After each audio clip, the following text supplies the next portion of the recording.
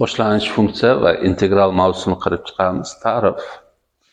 Katta f(x) funksiyaning hosilasi kichkina f(x) ga teng bo'lsa, ya'ni mana shu shartni qanoatlantiruvchi katta f(x) funksiya kichkina f(x) funksiyaning boshlang'ich funksiyasi deb ataladi.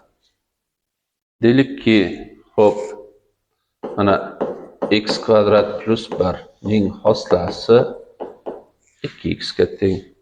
Endi bitta funksiyamiz bir nechtagacha, cheksiz ko'p boshlang'ich funksiyaga ega bo'lishi mumkin.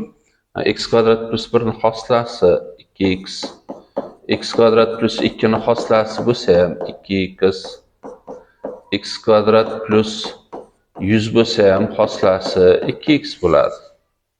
Hosilasi 2x ga teng bo'lgan mana bu funksiyalarning hammasi 2x ning boshlang'ichi bo'lyapti. Xo'p, boshlang'ich funksiyani topish amali integrallash deyiladi. Ta'rif. Boshlang'ich funksiyani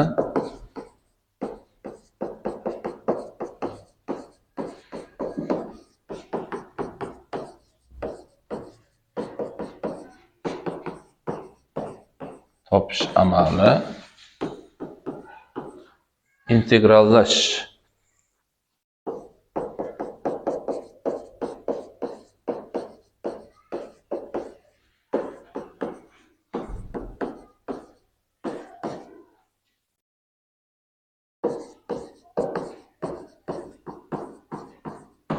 Integrallash amali deyiladi. Hop, ya'ni integral f(x) dx teng katta f(x) bo'ladi. Bu yerda mana bu belgi integral belgisi, dx degani x ning hosilasi degani. X ning hosilasi nimaga teng edi? 1 ga teng. Mana bu orasida ko'paytmasi bor. Har qanday ifodani 1 ga ko'paytsalaring, qiymat o'zgarmaydi. dx ni bizga yordami o'zgaruvchi x ekanligini bildirib turadi. Undan tashqari hali keyinchalik integrallashda dx dan foydalanamiz. Shuning uchun dx yozyapmiz. Demak, integral f(x) dx'imiz teng katta f(x) bo'lyapti. Xo'p, mana bu funksiyalarning hosillari 2x bo'lganda, demak 2x ni integralini x kvadrat plus 1 deyishlaring mumkin. 2x ni integralini x kvadrat plus 2 deyishlaring mumkin. 2x ni integralini x kvadrat plus 100 deyishlaring mumkin va hokazo. Bu integrallarimiz bir-biridan o'zgarmas songa farq qiladi. Keyinchalik integral 2x dx bo'ladigan bo'lsa, x kvadrat plus c ko'rinishda yozasizlar. C o'rnidan 1 ham, 2 ham, 100 ham va hokazo ixtiyoriy son kelishi mumkin. Demak, integrallarimiz bir-biridan o'zgarmas songa farq qilyapti. Yozib turasizlar. Integral jadvalini keltiraylik. Deylikki, hop, mana a ko'paytirilgan x dan yoki k ko'paytirilgan x deb yozaylik shuni. K ko'paytirilgan x ning hosilasi nimani berardi? K ni berardi. Kx hosilasi k bo'lsa, integral k dx'imiz teng bo'ladi kx plus o'zgarmas c. Biz boya aytdik, integrallarimiz bir-biridan o'zgarmas songa farq qiladi. Demak, kx hosilasi k bo'lgani uchun k ni integrali kx plus c. Endi mana bu plus c hammasida bo'ladi. O'zgarmas songa farq bo'laveradi.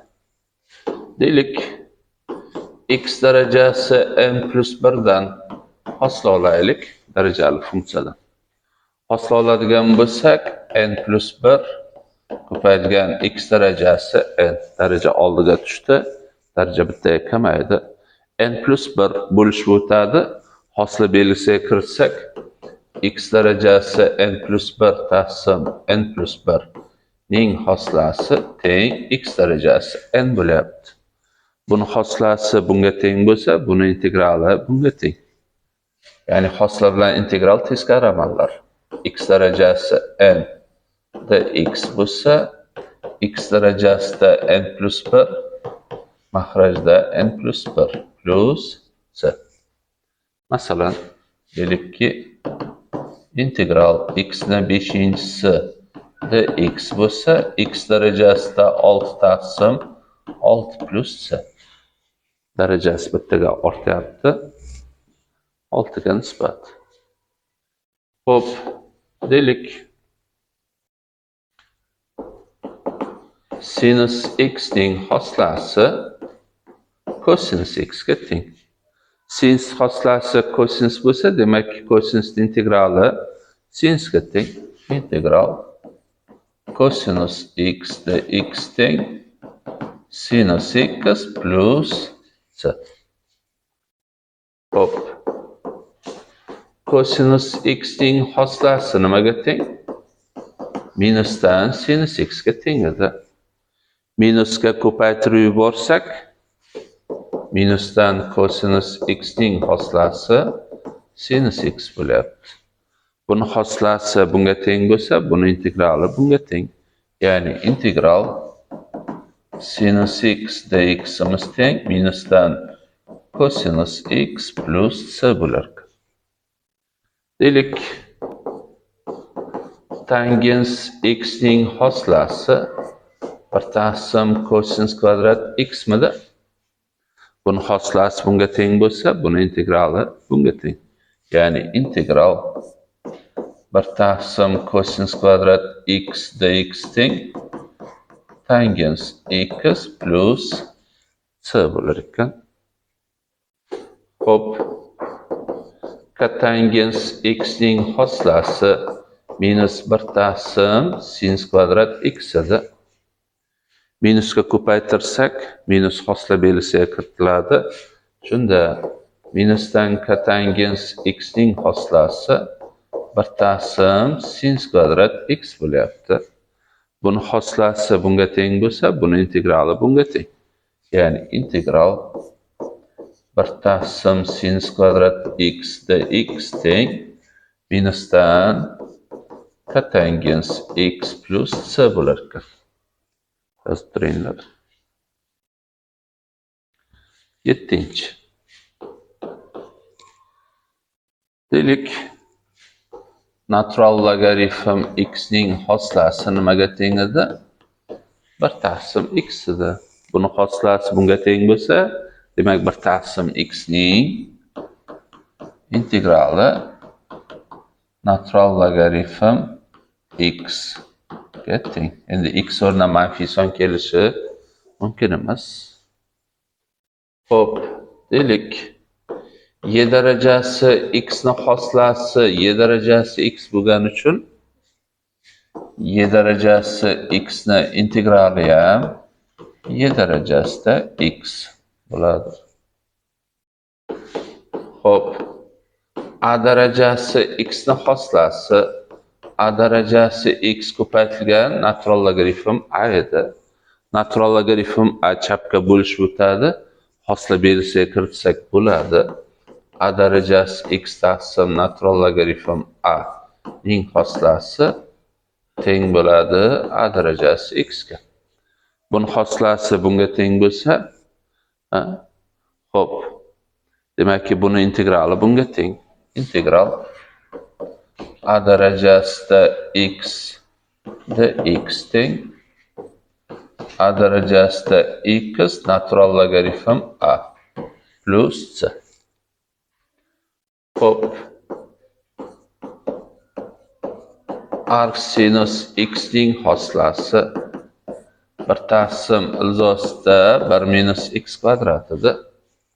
Buni hoslasi bunga teng bo'lsa, buni integrali bunga teng. Integral 1 taqsim ilzosida 1 minus x kvadrat dx teng arc sinus x plus S. Xo'p. Arctangens x ning hoslasi 1 taqsim 1 plus x kvadratida. Demak, buni hoslasi bunga teng bo'lsa, buni integrali bunga teng.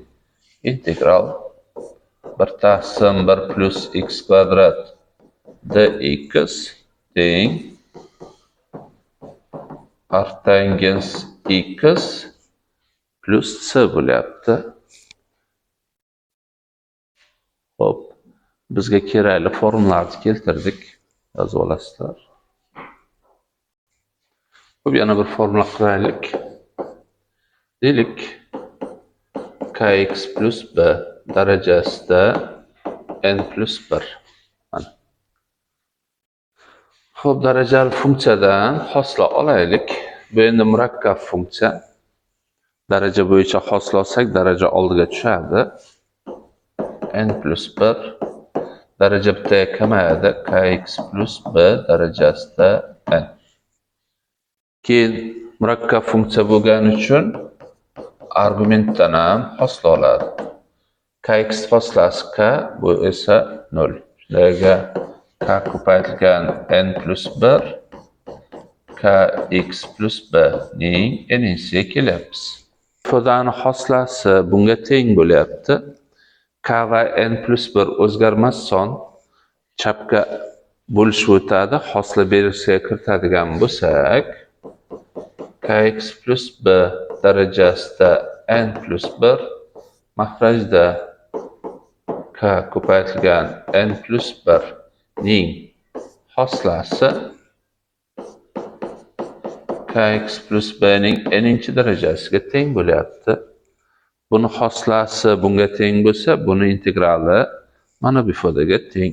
Ya'ni integral kx plus b ning n'inchi darajasini hisoblasak, suratda kx plus b darajasida n plus 1 mahrajda k ko'paytirilgan n plus 1 plus o'zgarmas son ekan. Integrallash qoidalarini qarab chiqaylik.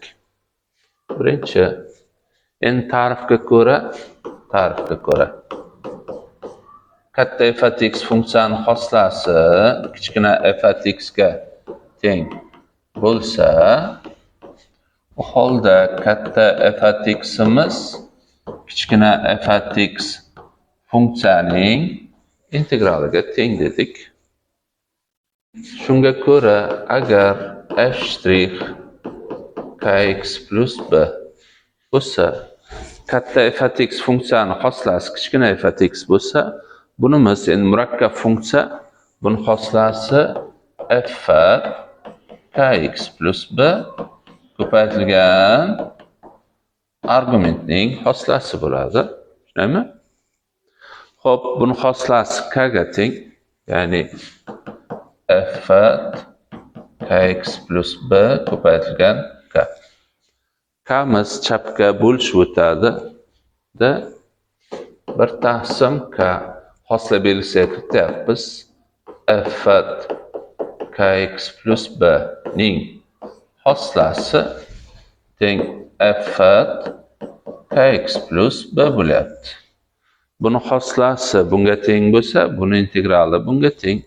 Ya'ni integral f at kx plus b dx imiz teng 1 taqsim k f at kx plus b bo'lar ekan.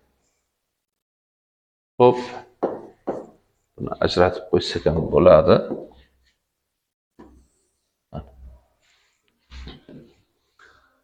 Deylik, integral o'zgarmas son bilan f at x ko'paytmasi bo'ladigan bo'lsa, o'zgarmas sonni hosla belgisidan tashqariga chiqarish mumkin.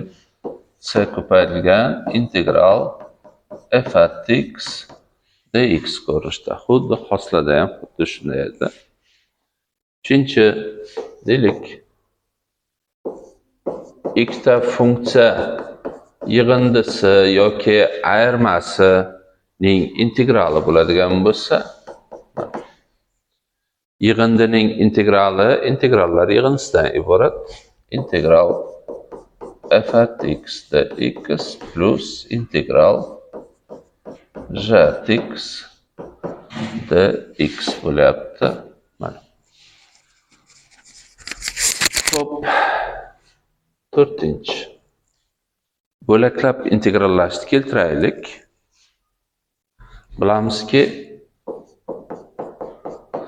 f at x ko'paytirilgan j at x ko'paytmaning hoslasi birinchisining hoslasi ko'paytirilgan ikkinchisi plus birinchisi ko'paytirilgan ikkinchisining hoslasi edi. Tushunaymi?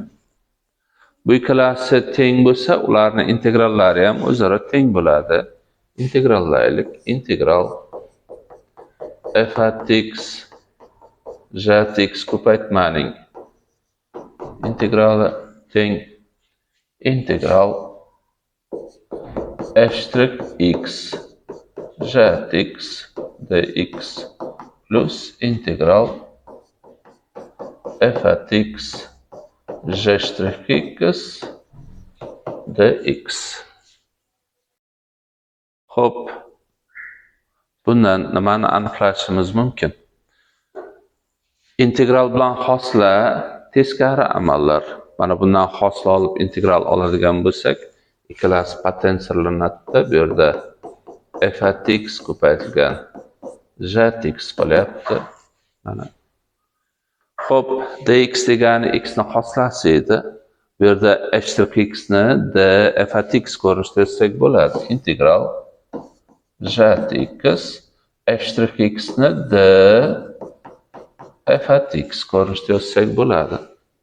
Plus j' x ni qanday yozsak bo'ladi? D j at x ko'rinishda yozsak bo'ladi. Integral f at x d j at x. Integrallardan biri chapga ayirish bo'lib o'tsa, bu holda integral f at x d j at x ni f at x ko'paytirilgan j at x minus integral j at x d f at x ko'rinishda yozishlari mumkin. Mana bo'laklab integrallash formulasi. Masalan, deylikki integral natural logaritm x dx. Bu qat'iy kesin. Formuladagi f at x o'rnidan natural logaritm x, j at x o'rnidan x kelyapti. Shunda mana bu ko'rinishda yozsak, natural logaritm x ko'paytirilgan x minus integral x d natural logaritm x. Xo'p, x ko'paytirilgan natural logaritm x minus integral x. Natural logaritm x hoslasi 1/x edi. Ko'paytirilgan 1/x dx. Xlar qisqaradi. Birni integrali x ga teng. Shunda x natural logaritm x minus x plus qanaqadir o'zgarmas songa kelamiz. Xo'p, yana bir misol aytaylikki, integral tangens x dx ni hisoblaylik. Tangensni sinus x taqsim kosinus x ko'rinishda yozsak bo'ladi. O'z navbatda sinus x'imiz minus kosinusni hoslasi-da. Xo'p. Demakki, minusdan kosinus x ning hoslasi taqsim kosinus x dx deyapmiz. Mana bu minusimiz hosla belgisidan ham, integral belgisidan ham tashqariga chiqarsak bo'ladi. Integral. Keyin kosinus x ni birorta t desak,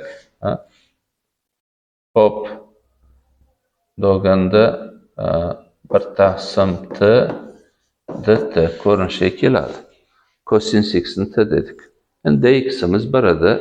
Hech qanday ta'sir yo'q. 1/t ni integrali nimaga teng? natural logaritm t bo'ladi. T deb nimani olganmiz? Mana bu yerda cosinus x olgandik. Qo'ysak, minusdan natural logaritm cosinus x plus c. Endi cosinus manfiy bo'lmasligi kerak.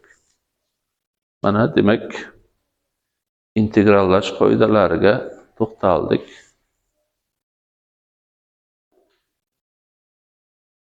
Yozib olinglar.